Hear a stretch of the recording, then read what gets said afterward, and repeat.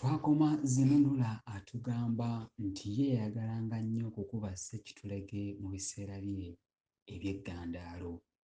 Tugenze ku kitundu ekyokubiri. Kigamba nti n'etonnya mu nsi. Atandika bw'ati: ebigambo bisirikitu ddala ebyawambira ne bisimba amakanda era ne bitebenkera mu mmeeme yange nga biva ku ebyo jjajjange bye yannombojjera ebyaliwo mu kuzaalibwa kwange.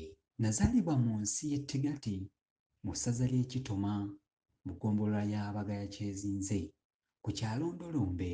Mu kiseera Ssekabaka Kkondooba Ndagu Balungi Siiti mwe yaggyira omukono mu ngabo mutabani we Zigula Ensigo Konkomebbi Kitawongwa amale amuddire mu bigere. Enjuba bwe yali egolooba nga n'akasendabazaana keememula era ng'ezzooba lyakamala mbale kasookedde lyewanika mu lubaale. Ekyeya kyayaka ppereketya, ekyayandakalaza ensi yonna n'erakaasira era ekyakuuza abantu bonna akagiri bwe kyali kisembeekerezebwa nga kiri kumpi n'okulabibwa mu nkoona.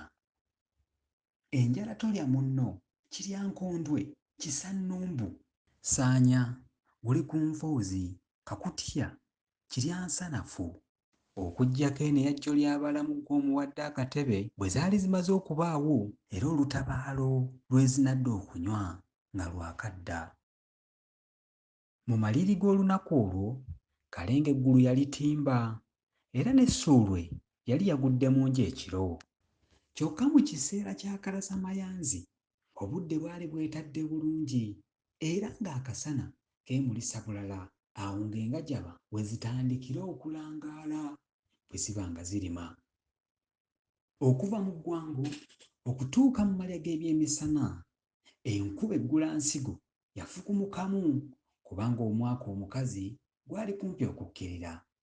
Era okuva mu kiseera ekyo okutuukira ddala mu makola g'ebyeggulo obudde bwali bwa kitto era ekinnyika Ggobe n'eggulu lyonna kazzigizigi alirippyeko era nga linyiibanyiiba.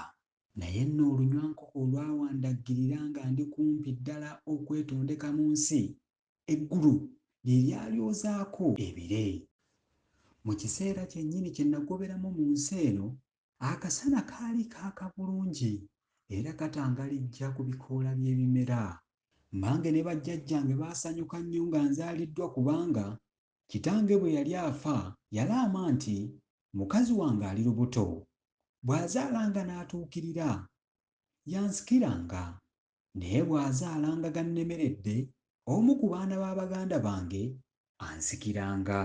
Ekintu ekitaasanyusa bajjajja bange, taata okusikirwa ataviiridde ddala mu ntumbwe ze. Mwebale kuwuliriza ekitundu kyaffe kino ekyokubiri. Tusisinkane ate mu kitundu ekyokusatu ekigamba nti Zinunula bubeefuka n'embogo.